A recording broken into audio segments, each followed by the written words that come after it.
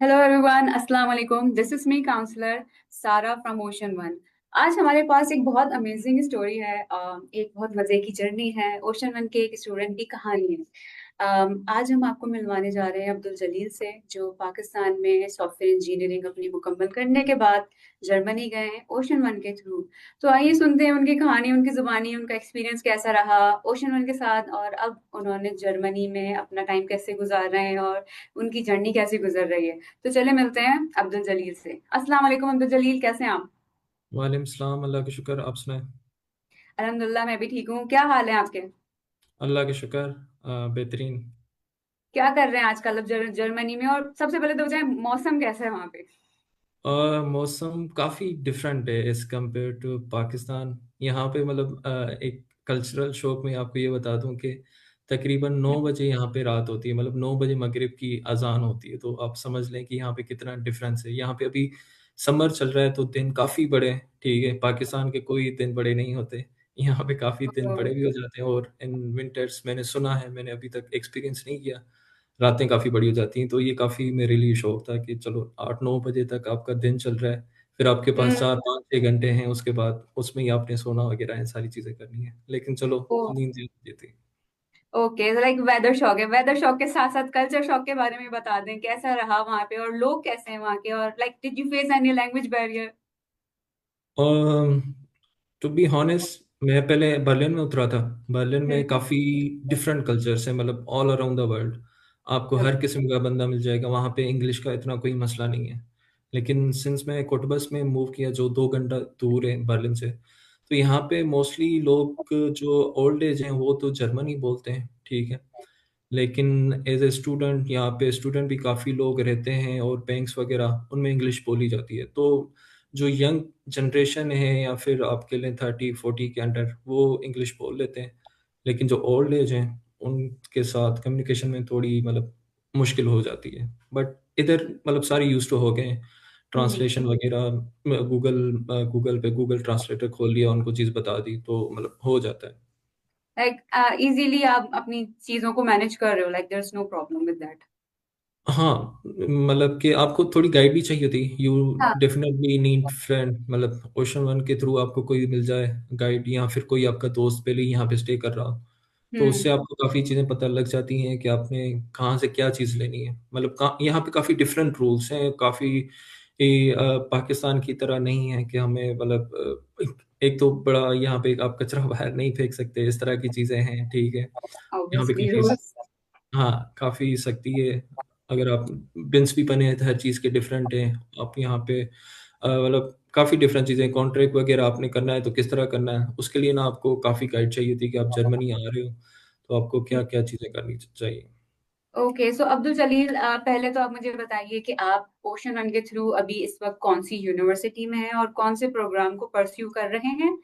किस यूनिवर्सिटी में कौन से प्रोग्राम को, और क्यों? अ, मैं करंटली बीटीयू कोटिबस में एनरोल्ड हूँ। Hmm. Masters in artificial intelligence. Master in artificial intelligence मैं इसी वजह से कर रहा हूँ कि मेरे जो प्रीवियस रोल रहे हैं वो काफ़ी क्लोज रहे हैं आर्टिफिशियल इंटेलिजेंस से रिलेटेड। मेरी प्रोफाइल मतलब आर्टिफिशियल इंटेलिजेंस ओरिएंटेड ही है। लाइक मैं अभी करंटली ट्यूरिंग में काम कर रहा हूँ ऑन कॉन्ट्रैक्ट। तो उसमें भी मेरा जो काम है, मैं मोस्टली जो काम बेस्ड है वो है मॉडल्स को ट्रेन करना। जैसे आप जीपीटी 5 कोई इस तरह की चीज़ यूज़ कर या। रहे होते हैं, तो इसके पीछे आपका इंफॉर्मेशन होती है, वो क्वालिटी ऑफ इंफॉर्मेशन जो होती है वो हम डेटा क्रिएट करते हैं। मेरा मेनली कोडिंग के थ्रू है, मतलब कोडिंग से रिलेटेड है। तो हम उस चीज़ में कंट्रीब्यूट करते हैं, हम मॉडल्स के लिए डेटा बनाते हैं ताकि वो once someone is using it, कोई इनपुट दे रहे हैं तो उसको परफेक्ट आउटपुट मिले। तो मेरा रोल इससे अलाइन्ड, और that's why I choose artificial intelligence, और काफ़ी अच्छा कोर्स है। Okay, and you are into the zero tuition fees programme, right? या ये पब्लिक यूनिवर्सिटी है, ये काफ़ी अच्छी बात है। मतलब यहाँ पे प्राइवेट और पब्लिक का काफ़ी हर किसी को कॉन्सेप्ट होगा, but public is much better as compared to private, क्योंकि प्राइवेट में आपको अपनी ट्यूशन फ़ीस सँभालनी पड़ती है, जो कि यहाँ पे आपको आते हुए जॉब मिलना एक बड़ी ऐसे समझ लें कि एक बंदे की ख्वाहिश होती है और वो पूरी नहीं होती, काइंड ऑफ इस तरह की चीज़ है।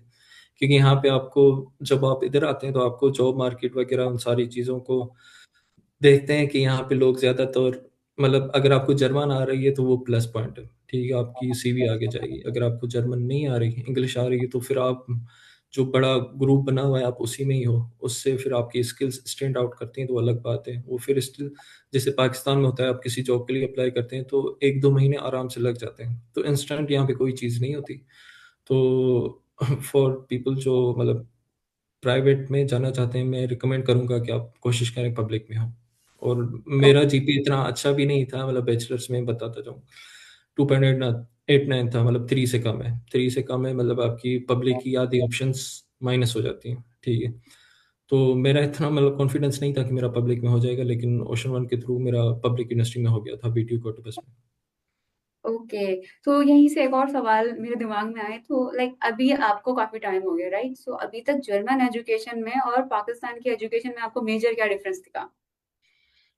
अ, यहाँ पे करंटली जो बीटीयू कोटबस है, यहाँ पे एग्ज़ाम्स वगैरह पढ़ाई काफ़ी डिफरेंट है, काफ़ी मुश्किल भी है। ओके। वो चीज़ें विद टाइम चेंज होती रही हैं, क्योंकि लोग जहाँ पे भी होते हैं वो उसको सही तरह भी यूज़ करते हैं, कुछ लोग उसको मतलब अब्यूज़ भी करते हैं चीज़ों को। यहाँ पे मोस्टली जो ओके। क्लासेस हो रही होती हैं उसमें स्टूडेंट्स अपनी प्रेज़ेंस नहीं देते। मतलब जॉब वगैरह करेंगे ओहो। या कोई डिफरेंट चीज़ करेंगे, तो उसकी वजह से वो फिर प्रोफ़ेसर्स इतना मुश्किल पेपर निकालते हैं, जो कि मतलब वैसे भी नहीं होगा, अगर पढ़ भी नहीं रहे तो आपकी क्लियर भी नहीं होंगे। तो यहाँ की एजुकेशन काफ़ी ना मतलब कहा जाए तो डिफ़िकल्ट है, आपको मतलब नॉलेज चाहिए, आपको स्टडी करनी पड़ेगी। फिर आप मास्टर्स कर रहे हो तो आई सपोज़ कि आप कोई काम भी करोगे, ठीक है? मतलब ये आपकी फ़ील्ड मतलब ऐज की जो होती है, वो हम्म। स्पैन उसमें आप जॉब भी परस्यू कर रहे होते हो। तो इन चीज़ों को सारों को मिला के मतलब थोड़ा डिफ़िकल्ट भी हो जाता है, लेकिन इंटरेस्टिंग भी हो जाता है। आप काफ़ी चीज़ों को एक्सप्लोर कर रहे होते हो, उसमें आपकी प्रेशर बिल्डिंग बनती है, आपकी प्रॉब्लम सॉल्विंग बनती है, तो आप उसको पॉज़िटिव भी ले सकते हो। मतलब अगर आसान भी स्टडीज़ हों, फॉर एग्ज़ाम्पल सिंध में या कहीं पे भी कोई ईज़ी चीज़ है, तो उसका आगे फ़ायदा नहीं होता, वो लॉन्ग टर्म में नहीं चलती। तो मैं तो यही कहता हूँ कि बेशक मुश्किल हो, तो उसमें बंदा सीखता भी है और काफ़ी आगे जाता भी है। या and the plus point is your field is quite good, AI की बहुत डिमांड है इस वक्त मार्केट में।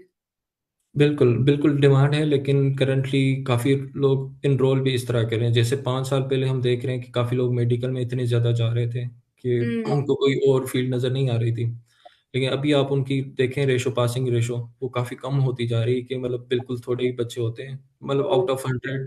20% बच्चे पास करते हैं। तो ओके। आर्टिफ़िशियल इंटेलिजेंस का भी इस तरह ही होता जा रहा है। आपको बड़ा स्टैंड आउट करना पड़ता है। शुक्र है कि मैं काफ़ी पहले इस फ़ील्ड में आ गया था, मतलब 2021 से मैं काम कर रहा हूँ। Software engineering, computer science, artificial intelligence. या। तो मुझे मतलब कि थोड़ा प्लस पॉइंट ये है कि मेरा एक्सपीरियंस बिल्ड हुआ हुआ है। अगर आपके पास चीज़ें नहीं हैं, तो आप बाकायदा आप चीज़ों का एक्सपीरियंस लें, कोई एजेंट्स वगैरह बनाएँ, एआई में मतलब एजेंट्स काफ़ी चल रहे होते हैं।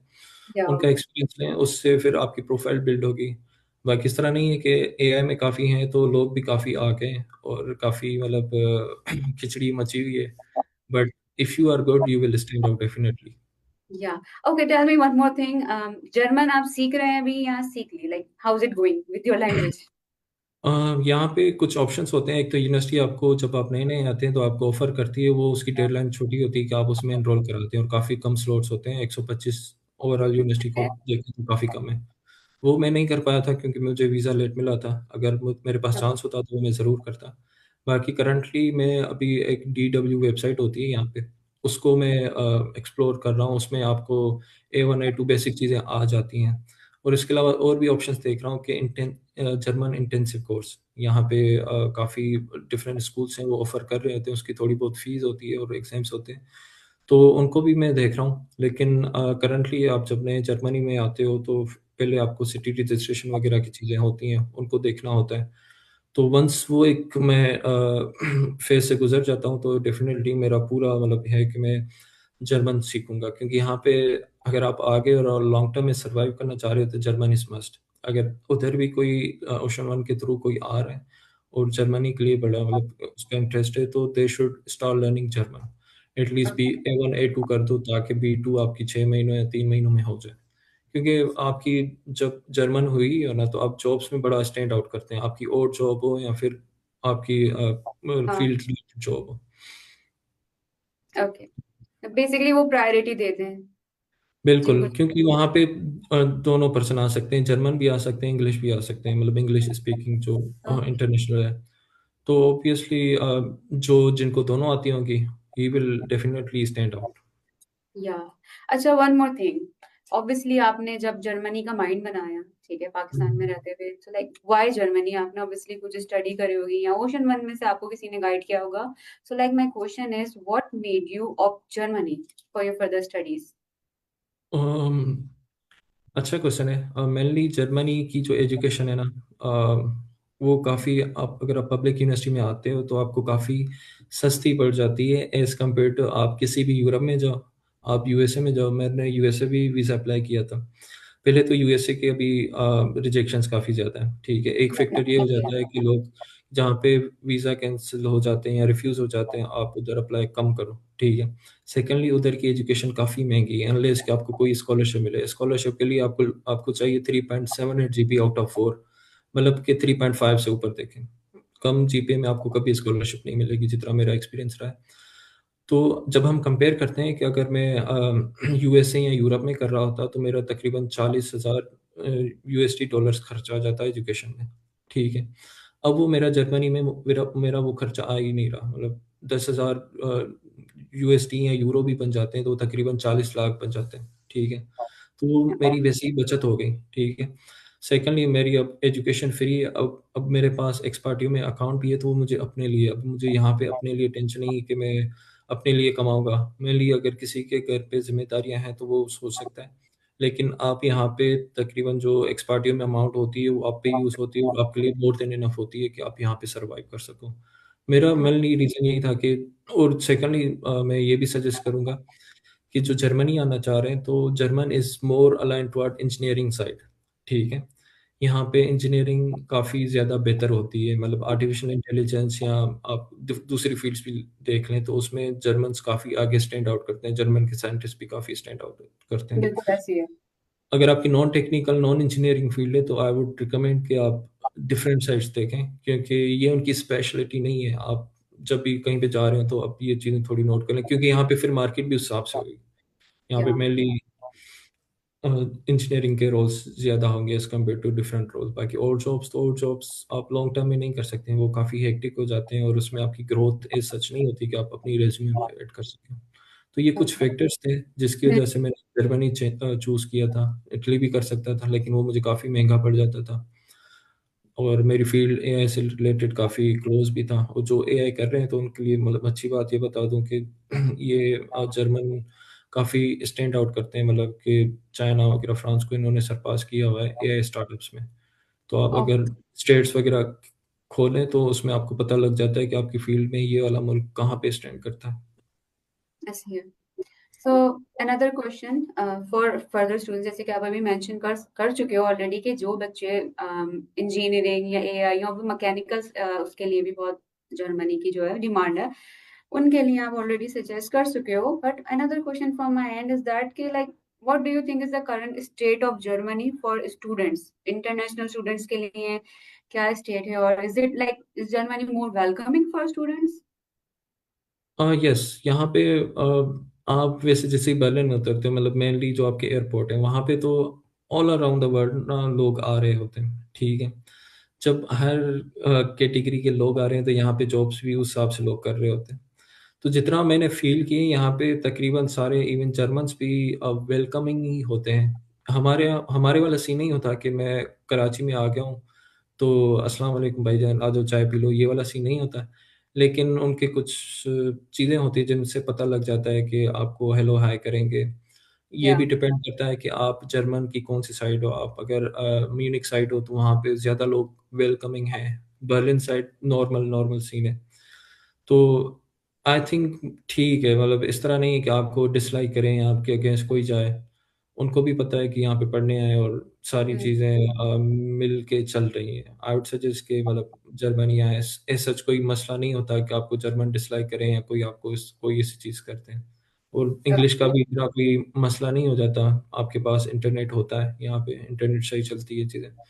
तो उससे भी चीज़ें काफ़ी रिज़ॉल्व हो जाती हैं। मोस्टली यहाँ पे लोगों को तो इंग्लिश समझ में आ जाती है। वो जॉब्स पे ही बंदे ऐसे रखते हैं जिनको इंग्लिश और जर्मन दोनों आए। क्योंकि जर्मनी खुद इटसेल्फ चेंज आ रही है, मतलब आप 90 से लेके अभी देखें तो इन्होंने काफ़ी बड़ी चेंज लाई है, मतलब जंग से लेके अभी तक। तो ये काफ़ी वेलकमिंग है, यहाँ पे काफ़ी कम्युनिटी टर्किश भी है, तो ज़ाहिर-सी बात है उनका इंग्लिश मीडियम ही है। तो आई थिंक जर्मनी वाले लोग वेलकमिंग हैं। वो पाकिस्तान का तो अलग हिसाब है कि यहाँ पे ज़्यादा मेहमान नवाज़ी होती है, वो वाला नहीं है। लेकिन हेलो हाय आपकी अच्छी हो जाती है अगर आप कनेक्शंस बनाना चाहें। वो ठीक है, person to person. Depend, right, like sorry?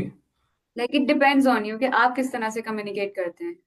बिल्कुल, एक पर्सन मेरे दोस्त हैं, वो यहाँ पे वो कम्युनिकेट नहीं करते, तो उनके कनेक्शंस नहीं बने हुए। अब मैं कम्युनिकेट करता हूँ, तो मेरे कनेक्शंस बनते जा रहे हैं काफ़ी। That's good for you. So like first of all बहुत खुशी हुई मुझे अब्दुल जलील जान के कि like you are doing good at Germany, you are surviving, you are going through. But coming back to the main point, like how was journey with Ocean One? Ocean One के साथ मेरी जर्मनी काफ़ी अच्छी रही थी। तकरीबन मैं अप्रैल में आया था, और उस टाइम मैंने आइल्स वगैरह कोई चीज़ नहीं की हुई थी। पहली बात तो मैंने सोशल मीडिया पे देखे सारी चीज़ें मैंने एक्सप्लोर की कि कौन सा कंसल्टेंट अच्छा है, मतलब why should I go to Ocean One, even for मतलब कि इवन फॉर के वो क्या मुझे मार्केट करेंगे, मतलब क्या मुझे देंगे। तो ओके। मैंने जो रिव्यूज़ देखे थे ओशन वन के काफ़ी बेहतर थे इन जर्मन साइट, लाइक दूसरे कंसल्टेंट जर्मन साइट को इतना वो नहीं कर रहे थे। उसमें इतनी मतलब प्रोसेस वगैरह या उनके रिव्यूज़ इतने ख़ास नहीं थे। पहली बात तो ये कि मुझे वहाँ पे रिव्यूज़ अच्छे मिले तो मैं यहाँ पे आया। फर्स्ट मुलाकात मेरी मानूर से हुई थी। उन्होंने मुझे सारी चीज़ें बता दी कि जर्मन भी हैं, यहाँ पे डिफरेंट चीज़ें भी हैं। मतलब डिफरेंट मुल्क भी हैं, जैसे आपका मलेशिया वगैरह हो जाता है। But hmm. Considering my profile उन्होंने मतलब मुझे कन्विंस कर लिया था कि आप जर्मन साइड परस्यू करो, उसमें आपका हो जाएगा, और हमारा जर्मन में एक्सपीरियंस भी अच्छा है। ठीक है, मतलब कि जो प्रोसेसेस वगैरह होते हैं, एक्सपर्टिव अकाउंट, ब्लॉक अकाउंट, काफ़ी चीज़ें होती हैं। तो उस टाइम मेरा आइल्स नहीं था। फर्स्ट मेरा मेन गोल था कि मैं आइल्स कर लूँ। ठीक है, वो आइल्स में मेरे शुक्र है कि 6.5 आ गए, और 6 हर किसी में थे। तो ये इटसेल्फ एक अचीवमेंट थी। उसके बाद फिर मुझे काफ़ी अच्छा गाइड किया था कि आपको जो अटेस्ट करवाने हैं डॉक्यूमेंट्स, कौन-कौन से करवाने हैं। क्योंकि काफ़ी लोगों का इस तरह होता है कि जब अटेस्ट मतलब डॉक्यूमेंट सबमिट करा देते हैं, उनकी रिजेक्शन आती है, फिर उनको बाद में पता लगता है कि यार ओह सॉरी मैंने अटेस्ट नहीं करवाया था। तो इस तरह की माइनर माइनर डिटेल्स होती हैं जो ओशन वन ने मुझे काफ़ी गाइड किया था कि आप अटेस्ट वगैरह करते हैं। मैंने टोटल 5 यूनिवर्सिटीज़ में अप्लाई किया था, और फर्स्ट इनटेक में मेरा एडमिशन हो गया था बीटीयू में। उससे पहले मुझे ऑप्शन दी गई थी यूनिवर्सिटीज़ की लिस्ट कि आप कौन-कौन सी यूनिवर्सिटी में जाना चाहोगे। कोई 15 एक यूनिवर्सिटीज़ थी जो मेरी प्रोफ़ाइल से मैच कर रही थी। उसमें से मैंने 5 की थी शॉर्टलिस्ट, और उनमें से एक में मेरा डायरेक्ट एडमिशन आ गया था। बाकी में काफ़ी कंडीशनल था कि आपका इंटरव्यू होना है या फिर डिफरेंट। वो इटसेल्फ डिपेंड करता है कि आपकी डॉक्यूमेंटेशन कितनी अच्छी है, रिकमेंडेशन लेटर या फिर आपके मोटिवेशनल लेटर्स होते हैं। वो उसमें काफ़ी ओशन वन ने मुझे हेल्प की थी, तो आई थिंक या उन्होंने भी काफ़ी स्टैंड आउट किया था। वंस मेरा एडमिशन हो गया था, तो फिर आपका मेनली चीज़ें आ जाती हैं वीज़ा प्रोसेस पे। वीज़ा प्रोसेस में आपका टाइम काफ़ी लग सकता है, वो तो एम्बेसी पे ही डिपेंड करता है। उस पे कोई किसी और का मतलब कि इन्फ्लुएंस है नहीं। पहले जैसे मैं कराची से बिलॉन्ग कर रहा हूँ, तो पहले कराची का जो प्रोसेस था वो काफ़ी स्लो था। हमें एक वीज़ा नंबर देते थे, और उसके बाद आपको एक नंबर मिलता था कि आप इसका वेट करो। खैर मेरा विंटर इनटेक में हो गया था, लेकिन उसमें मुझे एडमिशन मतलब कि अपॉइंटमेंट नहीं मिली थी। अपॉइंटमेंट नहीं मिली थी, तो आई आई गेस वो वाला मेरा सेमेस्टर चला गया था। और शुक्र है कि बेटियों को बस डिफरमेंट देते हैं आपको। डिफरमेंट जैसे ही मुझे मिली नेक्स्ट सेमेस्टर के लिए, मतलब जो इनटेक था समर का, जनवरी से स्टार्ट हो जाता है, तकरीबन अप्रैल तक इनकी अप्लाई डेट होती है। तो उसमें मुझे डिफरमेंट ईज़िली मिल गई थी, और कराची का प्रोसेस भी चेंज हो गया था, कराची जर्मन एम्बेसी का। वहाँ पे पहले आपने सारे डॉक्यूमेंट्स वगैरह जो सबमिट कराने होते हैं डिफरेंट वगैरह, तो उसमें आपको मेनली मुझे जो मेन मसला एक्सपार्टियो अकाउंट में आ रहा था, उनमें काफ़ी उन्होंने हेल्प की कि यहाँ पे आप इस तरह कर दो। और एक्सपार्टियो के साथ आपकी हेल्थ इंश्योरेंस वगैरह ये सारी चीज़ें मिला के हमने वीज़ा के लिए अप्लाई किया। उधर भी आपको मोटिवेशनल लेटर वगैरह सारी चीज़ें चाहिए होती हैं। तो मेरी डॉक्यूमेंटेशन मतलब काफ़ी बेहतर थी कि वंस जब मुझे अपॉइंटमेंट मिली है, अपॉइंटमेंट भी मतलब काफ़ी उसमें स्टेट्स आ रहे थे कि कब मिल सकती है, कब नहीं आ सकती। जैसे ही अपॉइंटमेंट मिली है तो मेरा जो वीओ के साथ एक्सपीरियंस रहा था वो काफ़ी अच्छा हुआ था। वंस अगेन मैंने प्रेप की थी। ओशन वन के साथ मैं 2-3 दफ़ा आया था यहाँ पे, काफ़ी मतलब इंटरव्यू जहाँ की प्रेप कैसी रही थी आपकी, ये बताइए। इसीलिए मैं बता रहा हूँ कि इंटरव्यू पहले तो जो मैंने पहला इंटरव्यू प्रेप में दिया था वो काफ़ी मेरा मतलब कि ना बुरा गया था, मतलब मुझे चीज़ों का पता ओह, नहीं था। फिर मेरे वो गैप्स आइडेंटिफ़ाई हुए थे कि मैं कहाँ पे लैग कर रहा हूँ, मतलब चलो अब मेरी प्रोफ़ाइल अच्छी है लेकिन there are still some things which I am missing, कि आप जर्मनी के बारे में क्या जानते हो? मैं इतनी कोई चीज़ें नहीं जानता था, तो मुझे गाइड किया था गया था कि आपने ये चीज़ें बोलनी है, ये चीज़ें नहीं बोलनी। कौन-सी चीज़ें होती हैं जो आपकी स्टैंड आउट करती हैं, कौन-सी चीज़ें होती हैं जो ज़रूरी नहीं होती। तो उससे इटसेल्फ आपका कॉन्फिडेंस भी बढ़ जाता है। मैं जब दूसरे इंटरव्यू के लिए आया था, वो मैंने सारी चीज़ें बना दी थी और मेरा काफ़ी अच्छा उस टाइम भी मतलब हो गया था इंटरव्यू, मॉक इंटरव्यू जो हम ओशन वन में होता है। वंस हो गया तो मैं फुली कॉन्फिडेंट था। मेरा तकरीबन फर्स्ट अप्रैल पे इंटरव्यू हुआ था एम्बेसी में। उससे पहले 2 दिन मैं जर्मन कह रहा हूँ, ओशन वन के साथ ही प्रेप करता रहा। मेरा इंटरव्यू काफ़ी स्मूथ गया था, वीओ के साथ भी मतलब मेरी काफ़ी अच्छी प्रोफ़ाइल बन गई थी। इतनी अच्छी बन गई थी कि काफ़ी लोगों को वो 6 महीने का देते हैं वीज़ा, तो मुझे 1 साल का मिल गया था। तो ये आपकी प्रोफ़ाइल और आपकी प्रिपरेशन पे बड़ा डिपेंड करता है। इससे मैं पहले बताता चलूँ कि मेरा यूएसए का वीज़ा रिजेक्ट हुआ है। उस टाइम हम्म, मेरे पास कोई कंसल्टेंट नहीं था। तो मेनली मसला जो मैंने देखा था मेरा इंटरव्यू काफ़ी बुरा गया था। वो ये थी कि मैंने उस हिसाब से प्रिपरेशन नहीं की थी। अब मैं जो नया हूँ, मुझे नहीं पता होता कि वो क्या पूछ सकते हैं। लेकिन वन्स आप किसी प्रोसेस के थ्रू जा रहे होते हो, किसी कंसल्टेंट के थ्रू जा रहे होते हो, तो उनको आइडिया होता है कि ये पॉसिबल क्वेश्चंस हैं जो पूछ सकते हैं, ठीक है? उससे आपकी काफ़ी प्रिपरेशन आ जाती है और कॉन्फिडेंस आ जाता है। ऐसे ही। तो यूएसए वाला तो मैं यही कहता हूँ कि अगर मैंने किया होता किसी को कंसल्ट, तो काश मेरा बेहतर हो जाता, इंटरव्यू की प्रेप अच्छी हो जाती। अब जर्मन में मेरा हो गया तो मैं यही कहूँगा कि मेरा इंटरव्यू काफ़ी बेहतर हो गया था। ना उन्होंने मुझसे मोटिवेशनल लेटर लिखवाया था, ना कुछ।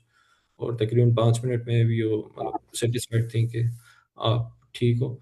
फिर तकरीबन 20 एक दिन में मुझे वीज़ा मिल गया था। वीज़ा के बाद भी ओशन वन ने 1-2 कॉन्टैक्ट मुझे दिए थे जो ऑलरेडी बीटीओ में होते हैं, जिन्होंने मेरी काफ़ी हेल्प की, क्योंकि आपकी सिमिलर चीज़ों से जा रहे होते हैं, जैसे एक्स पार्टी अकाउंट वगैरह था उनका भी, तो उन्होंने मुझे हेल्प किया। फिर उन्होंने बताया कि ये स्टूडेंट डॉर्म्स वगैरह हैं, मतलब रहने की जगह अकोमोडेशंस हैं, आप इधर अप्लाई कर दो। तो ओके। इट्स ये वन मोर स्टेप हो जाता है आपकी हेल्प आउट में, क्योंकि जब आप जर्मनी आते हो, तो आपको चीज़ों का इतना आइडिया नहीं होता, क्योंकि कल्चर यहाँ पे डिफरेंट है, यहाँ पे कॉन्ट्रैक्ट्स वगैरह पेपर वर्क काफ़ी ज़्यादा है। तो इसके लिए आपको गाइड चाहिए होती है। और मैं भी अभी उस दिन भी मेरी बात हो रही थी लाइबा के साथ, तो मैंने कहा था कि अगर कोई आ रहा है वीडियो कोटबस या बर्लिन साइड, तो please do let me know कि मैं उनकी क्या हेल्प कर सकता हूँ, क्योंकि ये एक प्रोसेस होता है कि आपकी कोई हेल्प करे और आप किसी की हेल्प करें। Obviously, you should keep the loop going.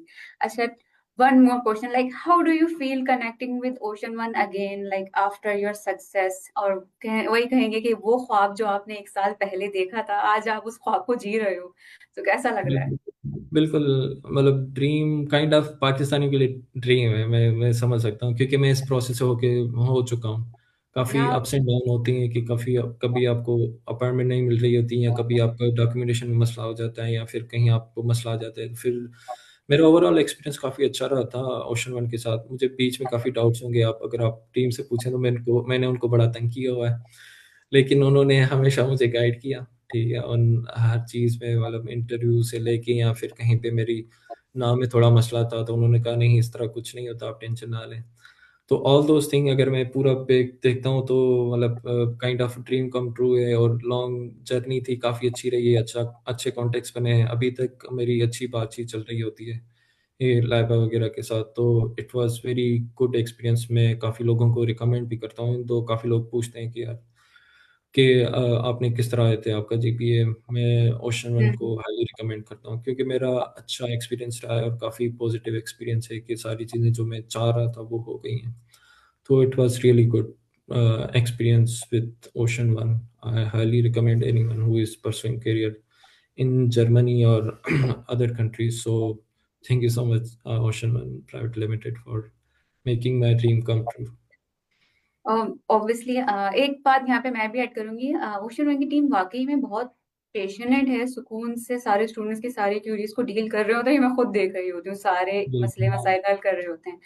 Along with that ये कि मुझे बहुत खुशी हुई है जान के कि आपकी जर्नी अच्छी जा रही है, आप जर्मनी में भी अच्छा सरवाइव कर रहे होते हैं।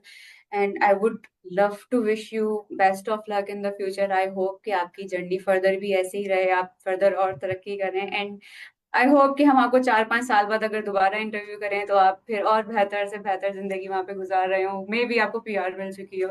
And I would really wish you well in the transition from being a Pakistani to like German में जाके एज अ स्टूडेंट अपनी लाइफ किस तरह से आप सरवाइव करते हैं। And thank you so much for giving us time Jalil. इंशाल्लाह फिर अगर कभी मुलाकात हुई तो आप जरूर विजिट करिएगा ओशन वन को। इंशाल्लाह, इंशाल्लाह जरूर। Thank you so much everyone. Welcome. Ocean okay, one. अल्लाह हाफिज। अल्लाह हाफिज, take care, bye bye. Hafiz. For further queries or any question to the viewers, अगर आप लोगों के further कोई सवालात हैं, आप लोग हमारे पेज को विजिट कर सकते हैं, यूट्यूब को विजिट कर सकते हैं, इंस्टाग्राम को विजिट कर सकते हैं, और you can visit our office and our counsellors are also available. आप हमें कांटेक्ट कर सकते हैं and do follow and share this video. Thank you so much. अल्लाह हाफिज।